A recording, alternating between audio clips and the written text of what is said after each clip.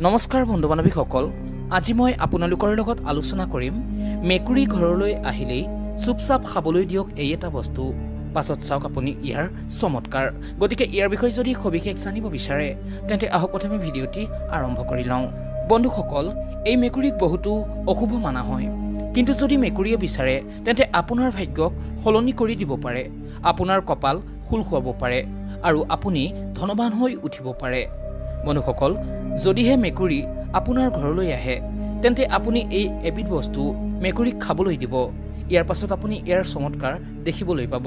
এই উপায়টি হৈছে বহুতো চমৎকাৰী। বন্ধুসকল, আপোনাৰ ঘৰলৈ যদি মেকুৰী আহে, সেয়া লাগিলে দিনতেই হওক বা ৰাতিয়েই হওক, সেই সময়ত আপুনি কৰিব কি? আপুনি এটা বাতি ল'ব আৰু তাত অলপ গাখীৰ ৰাখিব।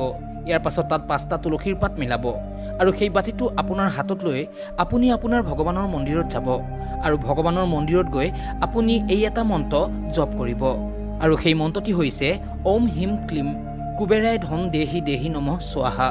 আৰু এই মন্ত্ৰ ফাঁকি আপুনি 21 বাৰ জপ কৰিব।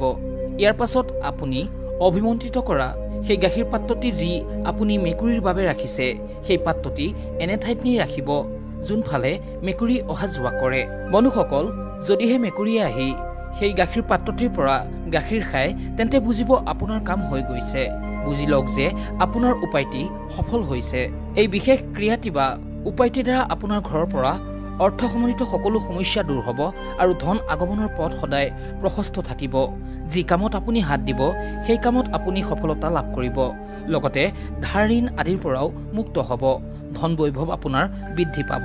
লগতে আপুনি ধন সঞ্চয় কৰাটো সফল থাকিব।